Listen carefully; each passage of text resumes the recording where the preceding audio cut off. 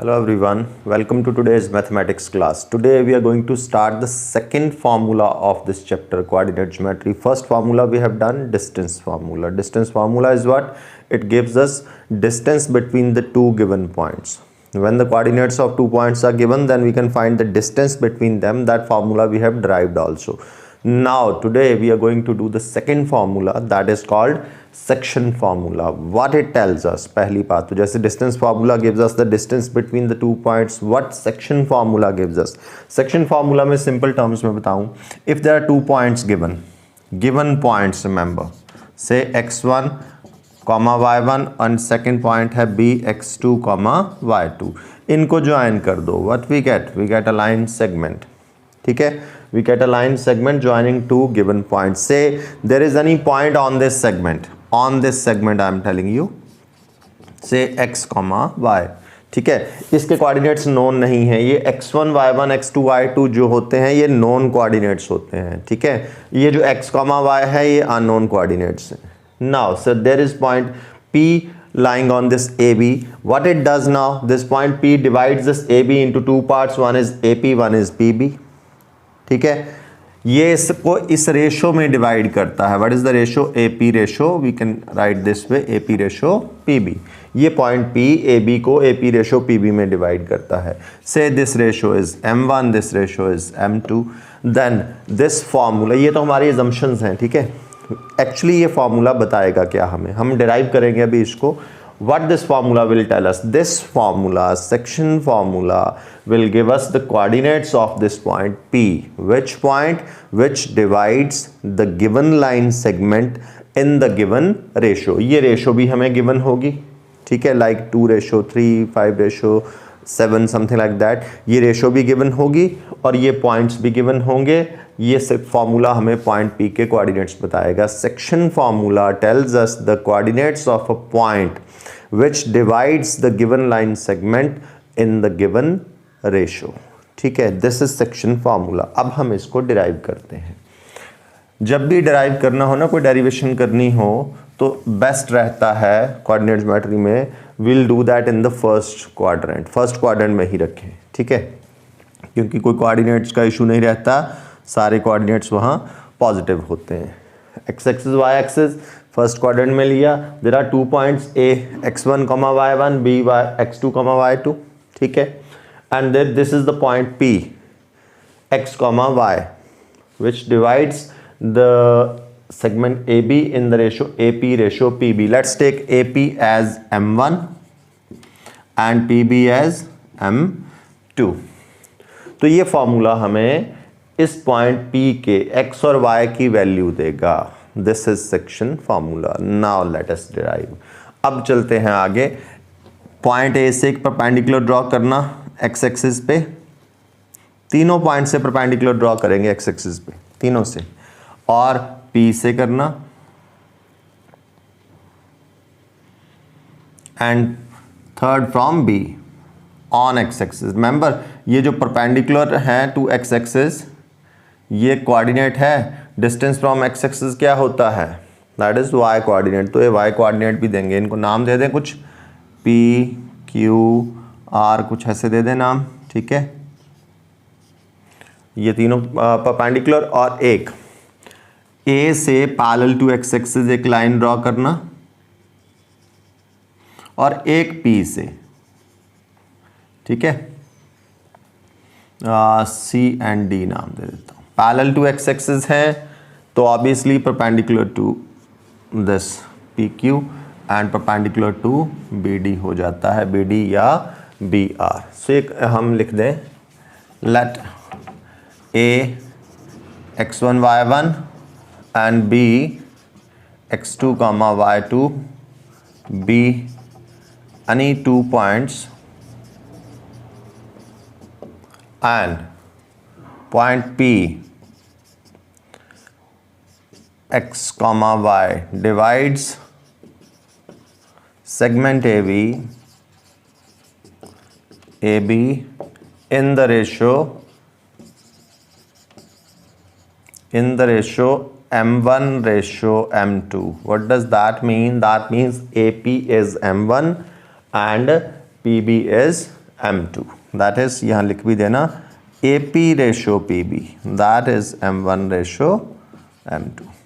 ठीक है, कंस्ट्रक्शंस करी हमने, draw AP PQ and BR perpendiculars to x axis, that is OX, and AC parallel to x axis and PD also parallel to x axis। ठीक है, ये constructions करी। अब सबसे पहले कोऑर्डिनेट्स के मीनिंग लिख लेते हैं, उसके बाद बाकी काम है। ठीक है, x1 distance from y axis, कौन सा है x1, दैट इज OP। ठीक है, y1 कौन सा हुआ, obviously AP, this is y1। ठीक है, x कौन सा हुआ, OQ is x, and y कौन सा हुआ जी, दिस इज y, कौन सा है y, PQ। ठीक है, अब x2 is OR and y2 ये पूरा डिस्टेंस। ठीक है, अब देखना ध्यान से, I need this PQ is same as AC। क्यों, ये रेक्टेंगल बना है, रेक्टेंगल में ऑपोजिट साइड्स इक्वल होती हैं। PQ कैसे आएगा, OQ minus OP, right. Here PQ will be same as that of AC। PQ कैसे निकलेगा, OQ minus OP। What is OQ, that is x minus x1, x minus x1।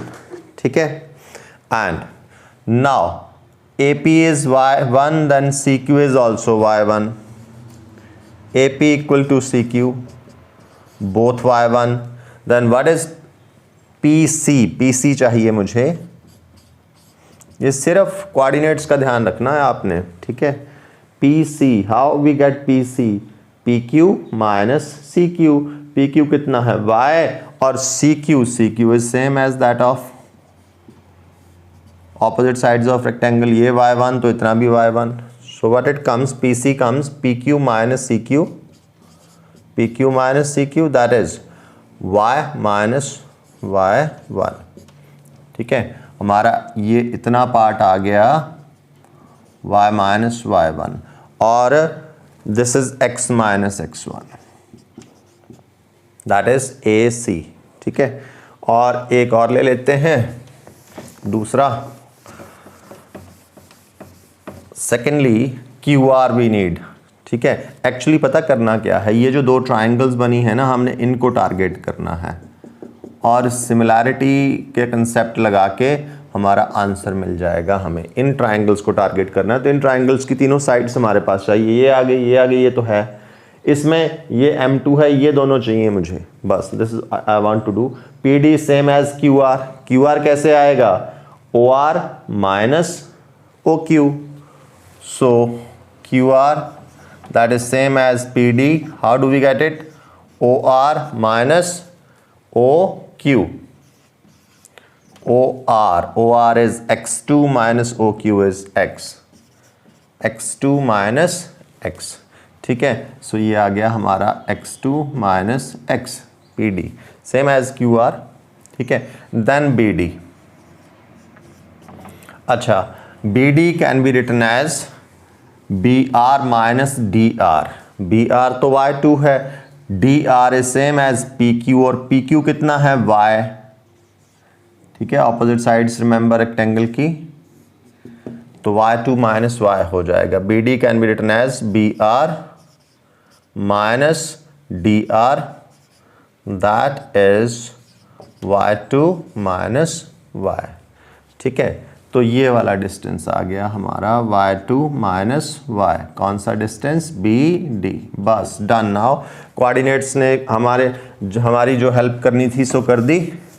अब finally आएंगे हम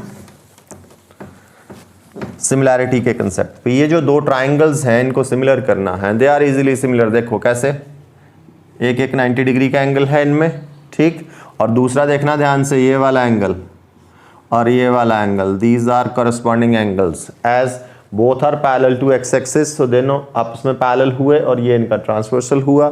ठीक है, तो ये करस्पॉन्डिंग एंगल्स हुए। By double similarity triangles are similar. In triangle ACP and triangle, दूसरे का क्या नाम देना पड़ेगा फिर, PDB। नेमिंग बड़ी क्रूशियल होती है, नेमिंग गलत नहीं होनी चाहिए। मैंने दिया ACP तो इसका आएगा ऑब्वियसली PDB। एक एंगल ये वाला ले लेते हैं, angle PAC is equal to angle BPD. Why? Because they are corresponding angles and one is of 90 degree.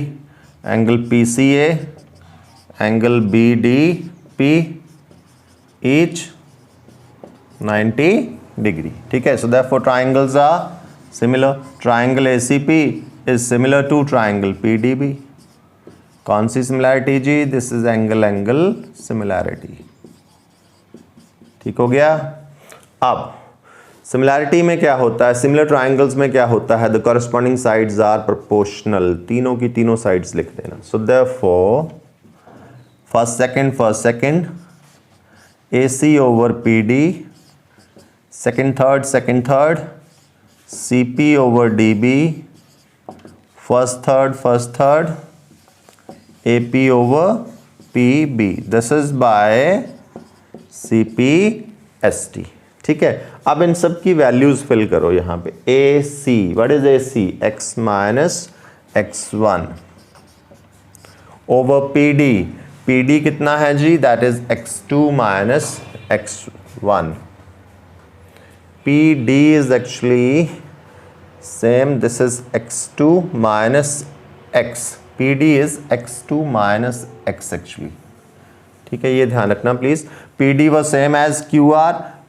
इसको पीछे भी चेक कर लेना, कहीं मिस्टेक ना करी हो हमने। QR can be written as OR minus OQ।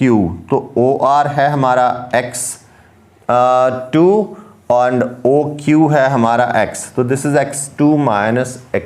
Previous calculation check कर लेना प्लीज आपने, मैंने यहाँ से रब कर दिया हुआ है x2 minus x। CP, this is CP, y minus y1 over DB is y2 minus y। ठीक है, over AP that is M1 and second PB is M2।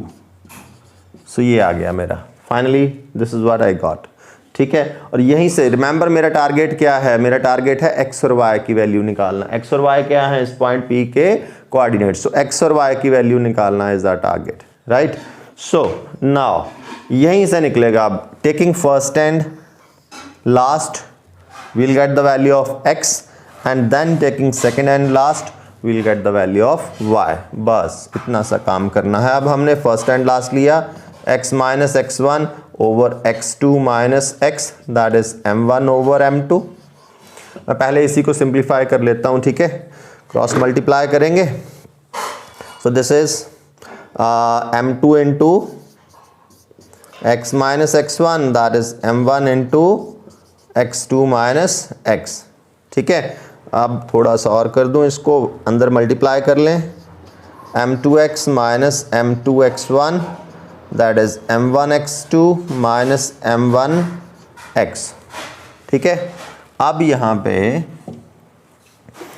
x की वैल्यू निकालना है, तो x वाली टर्म एक साइड में इकट्ठा करना। x वाली ये है, x वाली इधर से भी ले आओ, तो m1x इधर ले आओ, नेगेटिव है पॉजिटिव हो जाएगी, और m2x तो ऑलरेडी यहाँ पे था, प्लस m2x, और ये वाली टर्म उधर ले जाना, यहाँ ऑलरेडी क्या है m1x2 और प्लस m2x1। x यहाँ से कॉमन लेफ्ट साइड में, m1 plus m2, that is m1x2 plus m2x1 over, this is it. अगले स्टेप में लेके जाएंगे कॉमन। अब इसको उधर ले जाओ, ट्रांसपोज कर लो, what is x equal to m1x2 plus m2x1 over m1 plus m2। ये आई जी x की value, the value of x is m1 into x2 plus m2 into x1 over m1 plus m2। Similarly हम निकालेंगे y की value. y की value के लिए सेकेंड एंड थर्ड लेना है। वैसे ही क्रॉस मल्टीप्लाई करके विल फाइंड x की वैल्यू आई हमारी, मैं यहाँ लिख देता हूँ ऊपर इसको, x came m1 x2 plus m2 x1 over m1 plus m2, y अभी हम निकालेंगे सेकेंड एंड थर्ड लेके, y minus y1 over y2 minus y that is equal to m1 over m2। ठीक है, so cross multiply similar, m2 into y minus y1, m1 into y2 minus y। ठीक है, अंदर ले जाएं, multiply कर लें, m2y minus m2y1 that is equal to m1y2 minus m1y। Similar concept जैसे अभी किया था हमने, y की वैल्यू निकालनी है तो y वाली टर्म इकट्ठी कर लेना, यहाँ दिस इज y। ठीक है, m1 इंटू y, ये y वाली टर्म है, ये y वाली टर्म है, इधर ले आओ इसको। सो m2y ऑलरेडी है, ये माइनस वाला है तो इधर आके प्लस हो जाएगा। इसी को लिख लूँ पहले, m1y plus m2y was already there, m1y2 ये plus m2y1, m1y2 plus m2y1। ठीक हो गया जी, बिल्कुल सिमिलर स्टेप्स हैं ये इसके। यहाँ से y कॉमन आ रहा है, take y common, this is m1y2 plus m2y1।